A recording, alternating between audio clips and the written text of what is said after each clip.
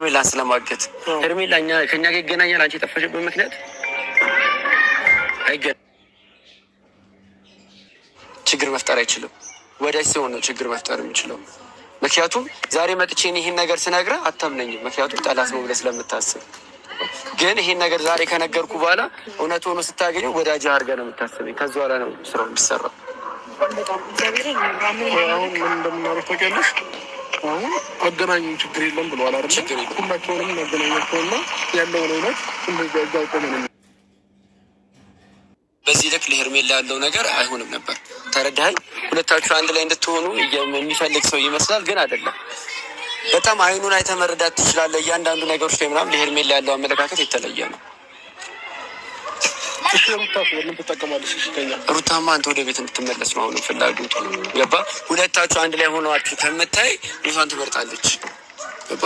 ሩታ ሁለታችሁ አንድ ላይ ሆናችሁ ከምታይ አንድ ላይ ከምትኖሩ ምናምን ነገር ምንም ነገር አይደለም። ኤፍሬምን ከኤፍሬም የተሻለ ሜሪም ከሜሪም የተሻለ ሰው ካገኘች፣ እናንተን የሚለያይላት ሰው ካገኘች ምንም ነገር ከማድረግ ወደ ኋላ አትልም። ይሄን ነገር የምነግራችሁ ግን ቀላልና አሳማኙ ነገር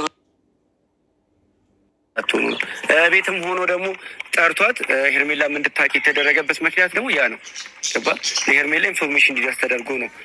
አንተ ቤት የመጣ ጊዜ ሰርፕራይዝ ምናምን ብለው ያሉለት ሄርሜላ መታ ያው ብጥብጥ እንዲፈጠር ተፈልጎ ነው። በጣም ደግሞ ትልቁ ነገር ምንድን ነው? ሜሪ የአንተ መካሪ ወዳጅ ማለት ነው። አንተውም ማለት ነው መፈትፈታችንን እና በሚገርም ሁኔታ እንግዲህ ዳኒ የነ ሜሮን እኔ እኮ ብያቸዋለሁ። ሜሮን እውነቷን አይመስለኝም። እንደዚህ የምኮኑ የሆነ ስራ እቅድ ቢኖራት ነው እያልኩ ነበረ። እንግዲህ እውነቱን በቪዲዮ አሳይቷቸዋል ማለት ነው። ሶስቱም ሲመካከሩ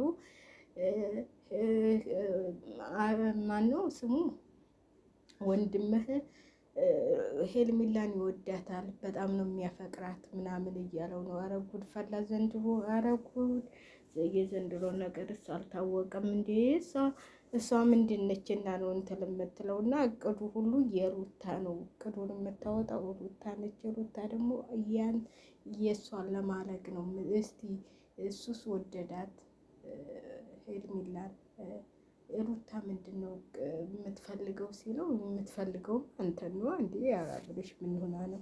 እና እንግዲህ እስቲ የመስተ መጨረሻው እንግዲህ እናያለን ማለት ነው። እየተበጣበጡ ነው እናንተ። ይሄ ነገር ግን እውነትም ድራማ ሳይሆን አይቀርም እንዴ? እየተገረባበጡ እኮ ነው። እዛ ጋር እዚህ ጋር እኔ ዳኒም እውነት አይመስለኝም። እንደ እውነቱን ተናግሬ እንትላላለሁ ብሎ ነው እንጂ ይቺ ነገር የማስመሰልና የድራማ ነው ብዬ ነው የማስበው። እውነቴን ነው የምላቸው።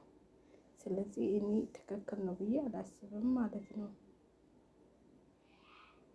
ትክክል እና እውነት አይመስለኝም ብዬ ነው የማስበው ማለት ነው። በትክክለኛው ስናድ እውነት አይደለም ብዬ ነው እኔ በበኩሌ እንትን የምለው ማለት ነው። አብሬሽም ሁሉንም ማመን ያለበት አይመስለኝም ማለት ነው። እና እስቲ እኔ እንጃ በምን አይነት እንደሆነ አንድን ሰው በእንደዚህ ሁኔታ እንትን ማለት እኔ የመጀመሪያ ነው እንዴ? እነሱ ደግሞ በእናታቸው ማንንም አልፈልግህም ተብሎ የወደቀን ሰው እንደገና አልፈልግህም እያለ ቆሻሻ ውሃ እየደፋችበት አሁን ደግሞ ምንድን ይሄን ሁሉ ልህ መጋባት ማለት የሆነ እሱ አይምሮ ተበላሽቶ የሆነ ነገርስ ቢሆን አሁንስ ተቀብሎት አብረው ቢኖሩ ያ ነገር አለመከሰቱን በምን ዋስትና አለው? እውነቴን ነው። አንዳንዴ እኛ ሩታ ጀግና ነችም እያልን እንትን በምንል ምክንያት ነው እንጂ እኔ ትክክል እየሰሩ አይመስለኝም ሁሉም ማለት ነው። ማለት በቃ አንድ ሰው ምርጫውን መለጥ አይደል እንዴ? ምንም እንኳን አንድ ልጅ ቀልቶ 3-4 ልጅ አግብተው ይፈታሉ። በቃ በስምምነት ይኖራሉ። በስምምነት እንኳን እነሱ ጋር ማለት ከሚስትየዋ ጎባንና ጎባን ተስማምቶ የሚኖርበት ነው በአሁኑ ጊዜ ማለት ነው።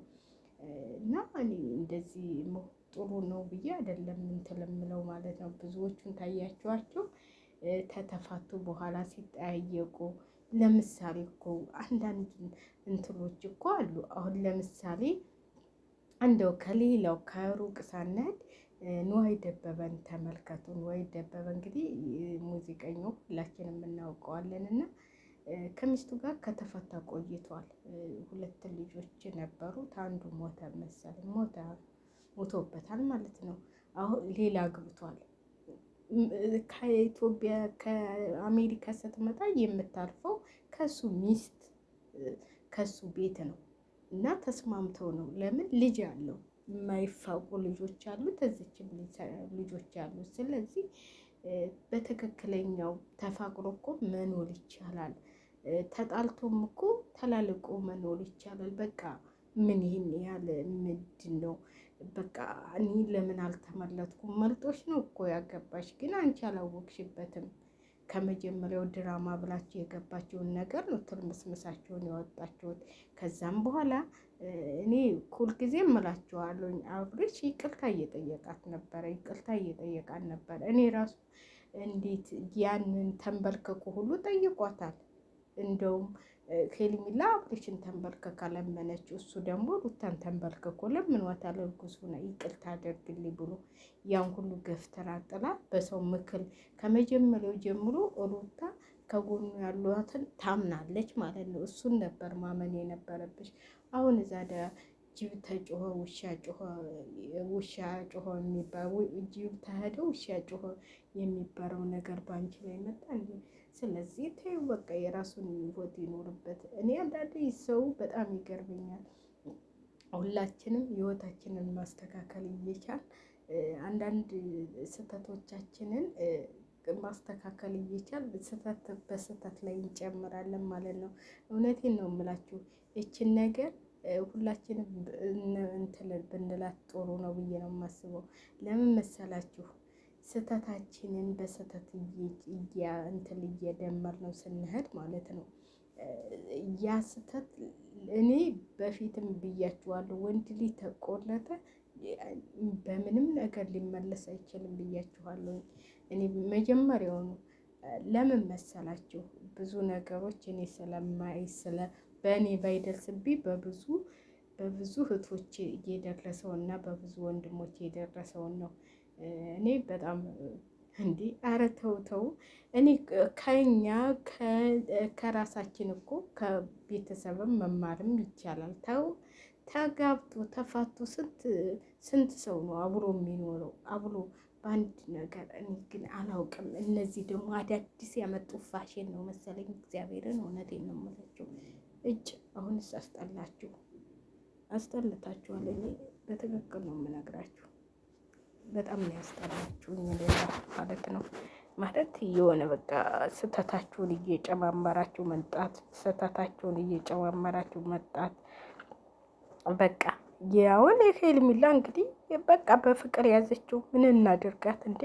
አንቺም እንደሱ አብኮኝለት ኑሮ አንቺም መልጦ ነው እንደውም ከልዩ ጋር በፍቅር መኖር የሚፈልገው ማለት ነው። ግን አሁን ሄርሜላ እንግዲህ ውስጡ ተገባን። በነገራችን ላይ አይቀየልም የምትሉት ይቀየራል። በጣም ተዋደው ተጋብተው ብዙ ነገር የሚቀየር ነገር ይኖራል። ከገባ በኋላ ሄርሜላም ልትቀየር ትችላለች፣ አናውቅም። እሱም ፈጣሪ ነው የሚያውቀው። ስለዚህ